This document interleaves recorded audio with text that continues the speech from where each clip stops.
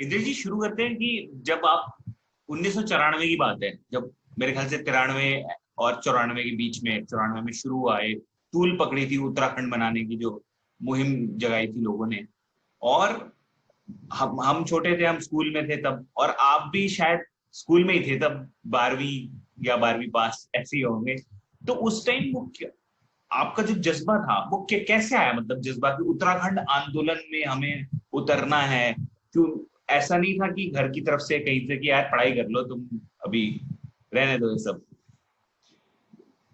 Actually 1994 में जब ये राज्य की बात नए सिरे से शुरू हुई, हालांकि राज्य की बात तो लोग बहुत पहले से कर रहे थे, आज़ादी से पहले से भी ये बात थी। और आ, उसके बाद जब पहली बार भाषाई आधार पर राज्यों के पुनर्गठन की बात हुई, तो 1952 में तो कम्युनिस्ट पार्टी के महासचिव थे कॉमरेड पीसी जोशी, जिन्होंने फजल अली की अध्यक्षता में जो वो आयोग बना था राज्य पुनर्गठन के लिए, उसको ज्ञापन भेजा था अलग राज्य के लिए। तो ये अच्छा। बात तो चल रही थी। उसके बाद लगातार 1979 में तो अलग एक पार्टी बनी इस नाम पर, उत्तराखंड क्रांति दल की, अलग राज्य बनाना है। हाँ। 1994 में जब ये बात शुरू हुई तो ये बात तो ओबीसी रिजर्वेशन के खिलाफ शुरू हुई। तो अच्छा। जो सवर्ण बाहुल्य इलाका है चूंकि, तो वहाँ तो वो रिजर्वेशन को अपना शत्रु ही एक तरह से समझते हैं। तो हाँ। और ये हालांकि तर्क उसमें ये था कि चूंकि उत्तराखंड में इस इलाके में इतना ओबीसी नहीं है जितना रिजर्वेशन है, तो बाहर के लोग आ जाएंगे तो उनको नौकरियों में जगह मिलेगी ज़्यादा, इस तर्क के साथ ही बात शुरू हुई। लेकिन एक सवर्ण मानसिकता जो एंटी रिजर्वेशन है वो उसमें शामिल थी। लेकिन धीरे धीरे करके वो वहां से शुरू हुआ आंदोलन उत्तराखंड राज्य की लड़ाई में तब्दील हुआ, और सवाल उसके साथ जुड़े। और जैसे करके वो आंदोलन आगे बढ़ा, तो वैसे ही स्कूल कॉलेजेस में छात्र छात्राओं तक उस आंदोलन के नेता पहुंचे, हम तक भी पहुंचे। मैं भी क्लास 12th में पढ़ता था उस समय। तो उस आंदोलन में धीरे धीरे करके जाना शुरू हुए, और तब से घर से बाहर निकले तो आज तक बाहर ही निकले हुए हैं, आज तक सड़क पे ही हैं, आज तक नारा ही लगा रहे हैं, आज तक आंदोलन में ही है। तो इसको ऐसे करके देख सकते हैं, ऐसे करके समझ सकते हैं इस बात को। अब उसमें ये जरूर बात है कि मैं उत्तरकाशी में रहता था अपने चाचा जी के साथ। वो वहाँ हाइडल में नौकरी करते थे। तो पहले दिन चूंकि मेरा तो बहुत इस तरह का रुझान नहीं था, और मैं थोड़ा इंट्रोवर्ट टाइप भी था। तो मैं जो है पहले दिन जब जुलूस निकला तो मैं अपने घर वापस चला आया बिना जुलूस में शामिल हुए। और घर आकर के मेरे चाचा ने मुझसे पूछा कि तुम क्यों लौट इतनी जल्दी कैसे आए? तो मैंने कहा कि वो फालतू बात हो रही थी, जुलूस निकल रहा था, उसमें क्या जाना। तो उनका चूंकि बेरोजगारों के आंदोलन से और इस तरह के संघर्षों से नाता रहा था, तो उन्होंने कहा कि नहीं बेटा, जाना चाहिए। तो उनका एक वाक्य मैंने पकड़ लिया कि हाँ, जुलूस में तो जाना चाहिए। तो उस वाक्य को पकड़ करके मैं आज तक जुलूस में जाता हूँ। आज तक उस लड़ाई में, तमाम जनता के आंदोलनों संघर्षों में शामिल हूँ। उस दिन शायद वो कह देते कि नहीं बेटा, तूने ठीक किया, तू घर पे ही रह, तो मैं घर पे ही बैठा होता अभी तक भी, तब भी ये बात नहीं हो रही होती। जी जी जी। तो जो जिस अब जैसे उस टाइम उस समय इतनी क्रांति हुई, इतने लोगों ने बलिदान दिया, चाहे हम रामपुर तिराहा कांड की बात करें, खटीमा कांड की बात करें, मसूरी कांड की बात करें, कितने सारे हुए, कितने लोगों पर गोली चलाई, बल्कि रामपुर तिराहा के तो असली शायद फिगर भी नहीं है उस टाइम जो सरकार थी उसके थ्रू निकला ही नहीं कभी कि कितने लोगों को मारा, क्या क्या अत्याचार हुए औरतों पे भी। तो ये तो कभी आया ही नहीं। लेकिन आपने उस टाइम पे आपको आप अवगत रहे होंगे सब। तो आपको क्या लगता है जितना संघर्ष किया, क्या हम सही रास्ते पे हैं अभी उत्तराखंड के लिए? या जो हमने चाहा था कि इसलिए उत्तराखंड बने, क्या हम वहां हैं कहीं आसपास, या राह पे ही निकले हों, कुछ ऐसा है? देखिए, हम वो जिस तरह का आंदोलन था, तो उसके बहुत सारे सबक हैं। उसके सबक मतलब जनता की भागीदारी के लिहाज से जितना व्यापक जन भागीदारी उस आंदोलन में थी, वो अपने आप में जबरदस्त है, अभूतपूर्व किस्म की भागीदारी है। उत्तराखंड में कम से कम उसके बाद किसी आंदोलन में कंसिस्टेंटली इस तरह की भागीदारी नहीं देखी गई। ये मतलब जन भागीदारी के लिहाज से वो सबक। लेकिन इतनी बड़ी जन भागीदारी के बाद आज आप जो राज्य देखते हैं, वो राज्य जो है वो तो वैसा नहीं है जैसा उस समय सोचा जा रहा था। उस समय तो आंदोलन को, संघर्ष को, हर सवाल का जवाब एक तरह से राज्य था। जी। रामबाण औषधि एक तरह से राज्य था, जादुई छड़ी राज्य था कि रोजगार नहीं है, राज्य होगा तो रोजगार मिलेगा, शिक्षा नहीं है तो राज्य होगा तो शिक्षा मिलेगी, स्वास्थ्य सुविधाएं नहीं है तो राज्य होगा तो स्वास्थ्य सुविधाएं होंगी। इस तरह से उस समय राज्य को देखा गया। लेकिन अब आज 20 साल बने हुए होने को हैं, एक आध महीना बचा हुआ है, तो तब हम देखते हैं तो वो जो जादुई आकांक्षाएं, जादुई सपने राज्य के साथ थे, तो वैसा तो राज्य नहीं बना, उस तरह का राज्य नहीं बना। बल्कि मैंने तो कई जगह कहा, एक आध टीवी इंटरव्यू में भी मैंने कहा कि हम तो उत्तर प्रदेश की घटिया फोटो स्टेट कॉपी में तब्दील हो गए। भद्दा फोटो स्टेट निकलता है ना, काला हो जाता है, साफ साफ दिखाई नहीं देता, तो हम उत्तर प्रदेश की वैसी घटिया फोटो स्टेट कॉपी हो गए। लेकिन ऐसा क्यों हुआ? एक तो जो राजनीति है वो तो है अपनी, उस राजनीति को, जो कांग्रेस भाजपा की राजनीति के बीच में जो राज्य फुटबॉल बना रहा, वो तो एक बात उसमें है, वो उसका बड़ा कारक है कि उन्हीं के हाथों में राज्य चला गया असल में जिनके खिलाफ लड़ाई थी। क्योंकि आप राज्य क्यों चाहते थे? आप राज्य इसलिए चाहते थे कि भाई कि उत्तर प्रदेश में जो विकास में आपकी भागीदारी है, नीति नियोजन है, वो उत्तराखंड के हिसाब से नहीं होता है, इसीलिए तो राज्य चाहते। लेकिन जब राज्य बना तो ले दे करके राज्य उन्हीं लोगों के हाथ में है जो उत्तर प्रदेश में आपको नियोजन में हिस्सेदारी नहीं दे रहे थे, भागीदारी नहीं दे रहे थे। तो ये तो ठीक हो गया, ये तो हमने शिनाख्त कर ली कि ये हो गया। लेकिन ये क्यों हुआ? तो अगर तलाशेंगे तो जैसा मैंने कहा कि जन भागीदारी उस राज्य के आंदोलन में अभूतपूर्व थी, लेकिन वैचारिक दृष्टि उस आंदोलन की बड़ी कमजोर थी कि कैसा राज्य होना चाहिए, उस राज्य की दशा दिशा क्या होगी। वो दशा दिशा का सवाल उसमें कहीं नहीं था, उसमें एक उतावलापन था। उसमें उसका नारा क्या है, सबसे प्रमुख नारा क्या था? तो सबसे प्रमुख नारा जो सबसे ज्यादा लगाया जाता था वो नारा था, आज दो अभी दो उत्तराखंड राज दो, है ना। तो ये आज दो अभी दो वाली उतावली उसमें सब रही।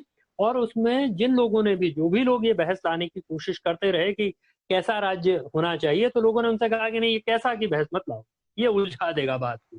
कैसा हम बाद में तय कर लेंगे, हम बाद में देखेंगे कैसा बनाएंगे। और जिन सारे लोगों ने ये कहा कि कैसा राज्य बनेगा ये हम बाद में देखेंगे, वो आज के दिन पर हाशिए पर चले गए। तो एक जो वैचारिक की उसकी कमजोर थी, उसकी वैचारिक की इस मायने में कमजोर थी कि लोगों ने कहा कि साहब इसमें आंदोलन में राजनीति नहीं होनी चाहिए। अब आप सोचिए कि राज्य जो है वो एक राजनीतिक मांग है, वो गैर राजनीतिक बात नहीं है, वो राजनीतिक बात है। तो राजनीति नहीं होनी चाहिए। तो राजनीति, तो जाहिर सी बात है कि जो राज्य के लिए लड़ रहे थे वो राजनीति नहीं कर रहे थे, तो इसलिए वो जब जैसे ही राजनीति करने की नौबत आई, यानी राज्य बनने के साथ जैसे ही राजनीति करने की नौबत आई, तो वो सारे लोग कहीं नहीं रह गए, वो सब हाशिए पर चले गए। इसीलिए क्योंकि वो तो राजनीति कर ही नहीं रहे थे, जिनको राजनीति करनी थी वो राजनीति कर रहे थे। ये उनके साथ हुआ। और इस आंदोलन में सब शामिल रहेंगे, राजनीति की बात मत करो। तो आंदोलन का मतलब क्या? आंदोलन मतलब संघर्ष, लड़ाई। तो लड़ाई तो निश्चित ही किसी न किसी के खिलाफ होगी। तो जिनके खिलाफ लड़ाई है वो भी आपकी लड़ाई में शामिल है। तो जाहिर सी बात है कि जो जिनकी लड़ाई है उनके साथ वो भी शामिल है, जिनके खिलाफ लड़ाई है, तो उनको तो ठगा छला ही जाना है। जिनके खिलाफ लड़ाई है वो ठगेंगे ही, वो छलेंगे ही। और इसलिए आज के दिन पर जो उस आंदोलन का वैचारिक कमजोरी थी, जो उसका आइडियोलॉजिकल कमजोरी थी, उसका नतीजा 20 साल के राज्य में हम देखते हैं कि चारों तरफ एक हताशा निराशा का माहौल है।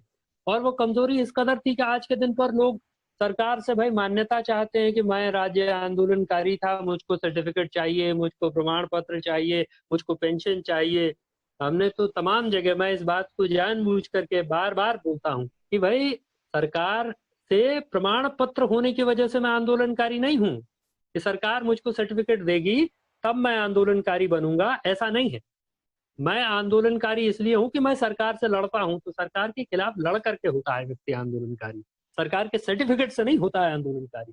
लेकिन उस आंदोलन की अगर वैचारिक कमजोरी को समझना हो, तो ये जो पिछले 20 साल से इस राज्य के भीतर ये मुहिम चली है कि साहब मेरा चिन्हीकरण हो जाना चाहिए, मुझको आंदोलनकारी के तौर पर चिन्हित किया जाना चाहिए, इससे आप समझ सकते हैं कि उसकी वैचारिक बुनियाद कितनी कमजोर थी, कितनी खोखली थी। तो वो चूंकि वैचारिक कमजोरी उस आंदोलन में मौजूद थी, वो उसका मैंने बेहतर पहलू रखा। मैं उस बेहतर पहलू का, चूंकि मैं उसका गवाह हूँ, उसका हिस्सेदार हूँ, उसमें शामिल हूँ, उस वैचारिक कमजोरी में भी शामिल हूँ।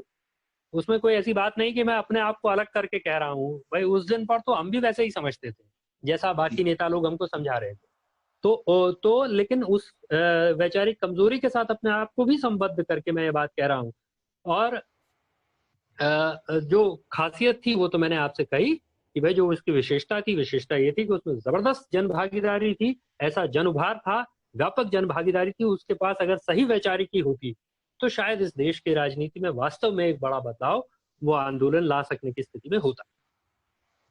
पर कहीं ना कहीं जैसे हम कह रहे हैं कि ठीक है, हम वो जिम्मेदार थे उत्तर प्रदेश के टाइम पे, वो सरकार जो थी वहां पे वो जिम्मेदार थी, हमें मौका नहीं मिल रहा था। पर यहाँ पे तो हमारे पास ऑप्शन भी था कि हम अपनी एक राजनीतिक जो जो होता है ना रीजनल पार्टी लेके आते हैं, जैसे उत्तराखंड क्रांति दल भी था मेरे ख्याल से।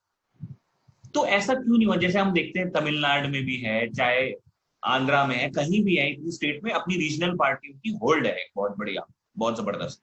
पर यहाँ ऐसा क्यों नहीं हो पाया? यहाँ क्यों सब बट गए सब पार्टी में? और ये भी हाल है कि हम कहते हैं कि पहले उत्तर प्रदेश की दिक्कत थी, उत्तर प्रदेश की वजह से हुआ था, पर अब तो सभी पदों पे हम ही हैं। चाहे वो मुख्यमंत्री देख लीजिए, चाहे मिनिस्टर देख लीजिए, तो हम ही तो हैं जो चला, हमें ही मौका मिला है। ठीक है, पार्टी का कुछ अपनी लॉजिक होगा, कोई भी पार्टी हो मैं तो कहता हूँ, लेकिन है तो हम खुद ही। हम तो अपने कुछ ना कुछ तो हम अपने जो रूल्स हैं, लॉज हैं, वो तो बदल ही सकते हैं, कुछ तो भला कर सकते हैं। ऐसा क्यों नहीं हुआ? इसका मतलब इससे ये लगाया जा सकता है कि कहीं ना कहीं फिर मौका परस्ती आ गई है, सब ये देख लिया कि मैं अपना कर लूं भला। ऐसा है क्या? सही। देखिए, इसको मतलब जो सवाल आपने उठाया वो बड़ा महत्वपूर्ण है। दोनों ही सवाल, दोनों जो पहलू है कि रीजनल पार्टी क्यों नहीं आई, तो रीजनल पार्टी इसलिए, तो उस रीजनल पार्टी नहीं आने का एक कारण तो मैंने आपको पीछे से बताया बैकग्राउंड में, कि रीजनल पार्टी ने नारा दिया कि भाई हमको तो राजनीति नहीं करनी है। मतलब चूंकि आंदोलन की नेतृत्वकारी पार्टी भी तो रीजनल पार्टी, तो उसी पार्टी ने नारा दे दिया कि हमको राजनीति नहीं करनी है। तो जिनको राजनीति करनी थी उन्होंने उस मौके का जमकर के फायदा उठाया।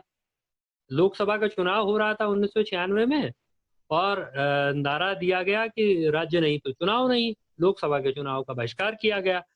और मैं तो उस बहिष्कार में शामिल था।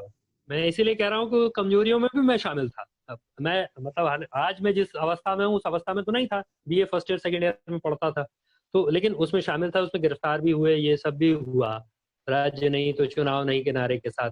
तो ठीक है, आपने कहा राज्य नहीं चुनाव नहीं, राज्य आंदोलन की पार्टी आप थे, और जो जो चुनाव लड़े वो पार्लियामेंट पहुंचे, वो आपके कंधे पर सवार होकर के पहुंचे। तो आप देखिए तो सतपाल महाराज जो है 2009 से पहले पार्लियामेंट में कब पहुंचे? तो वो 2009 से पहले पार्लियामेंट 1996 में पहुंचे, उसी समय जिस समय राज्य नहीं चुनाव नहीं का नारा दिया गया। और सतपाल महाराज उस समय उस उत्तराखंड संयुक्त संघर्ष समिति के संयोजक बनाए गए ऊपर से।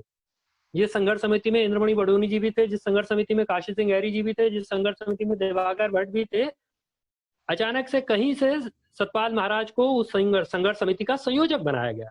और संघर्ष समिति के जो बाकी नेतागण हैं वो राज्य नहीं चुनाव नहीं का नारा दे रहे थे, और सतपाल महाराज ने चुनाव लड़ा। चूंकि वो उस आंदोलन में के संघर्ष समिति के संयोजक थे, इस नाते उस हिस्से का वोट भी वो पाए, और पहली बार वो चुनाव तभी जीत पाए, और दूसरी बार फिर 2009 में जाकर के पार्लियामेंट का चुनाव जीते। उसके पहले भी नहीं जीते, उसके बाद में भी नहीं जीते। तो आंदोलन का लाभ किसको हुआ, इस से आप समझ सकते हैं, उन्होंने उठाया। और राज्य बनने के बाद भी कमोबेश तो जो मतलब लोगों के बीच में आज भी अगर आप जाएंगे तो रीजनल पार्टी के प्रति एक भावना तो है, जबरदस्त भावना है, अभी भी है। उनकी बहुत कमजोरी के बावजूद, उनका संगठन नहीं होने के बावजूद भी लोगों के भीतर एक भावना है। लेकिन पार्टी ने अपने आप, जो पार्टी का मामला था उसको कॉन्फिडेंस ही नहीं था। कांग्रेस की सरकार हुई तो वो कांग्रेस के साथ हुए, भाजपा की सरकार में तो मंत्री हो गए। तो एक जो ऐसी राजनीति के खिलाफ, जिस राजनीति के खिलाफ लड़ने के लिए ही वो पार्टी बनी थी, जिस राजनीति के खिलाफ उन्होंने राज्य बनाने का नारा दिया था, उस राजनीति के साथ सत्ता में शामिल होना, उसमें हिस्सेदारी करना, उसका कोई भी तर्क हो कि हम तो राज्य पर चुनाव नहीं थोपना चाहते थे, हम ये नहीं करना चाहते थे, वो बहुत खोखले तर्क हैं, उसमें कोई दम नहीं है। असल में उस राजनीति के खिलाफ यदि लड़ते हुए वो दिखाई देते तो निश्चित ही लोगों की उनके पक्ष में सहानुभूति होती। ऐसा नहीं कि लोगों ने उनको जिताया नहीं, और जितना वो लड़े उतना उतना लड़ने की मान्यता है। ऐसा नहीं है कि लोगों के बीच में उनके प्रति भावना नहीं है, मान्यता नहीं है। जो भी लड़ता है मतलब कोई भी आदमी जो जमीन पर लड़ता है सिर्फ इलेक्टोरली नहीं उसको देखेंगे, लेकिन जो भी जमीन पर खड़ा होकर के लड़ेगा, जनता की बात करेगा, तो उसकी मान्यता होगी।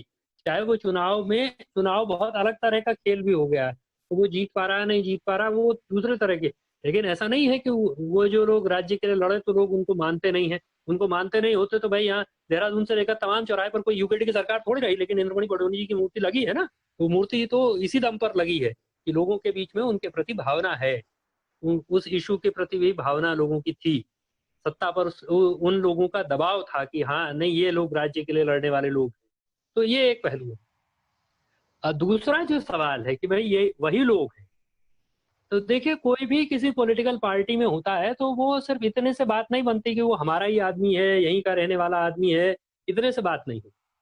वो दरअसल कोई पॉलिटिकल पार्टी, मतलब यही दरअसल उत्तराखंड में हमारे यहाँ जो गैर राजनीतिवाद है वो पूरे देश में ही है, कमोबेश उत्तराखंड में ही नहीं है अलग से, पूरा देश में इस तरह का गैर राजनीति का एक भाव है।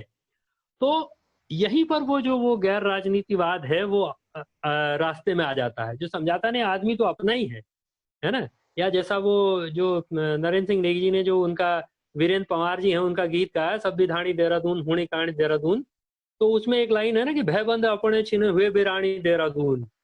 तो भयबंद तो अपने ही है पर उनके पास जो रीति नीति है वो अपनी नहीं है ना।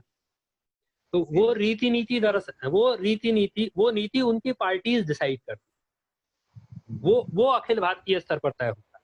जैसे एक बहुत साधारण सा उदाहरण है कि संसाधनों पर किसका अधिकार होगा, तो ये राज्य नहीं तय कर रहा, ये तो केंद्र सरकार ने तय किया।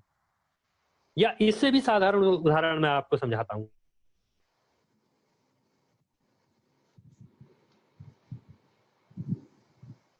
रामनगर में जो गवर्नमेंट हॉस्पिटल है वो पीपीपी मोड पर दे दिया गया, ठीक है।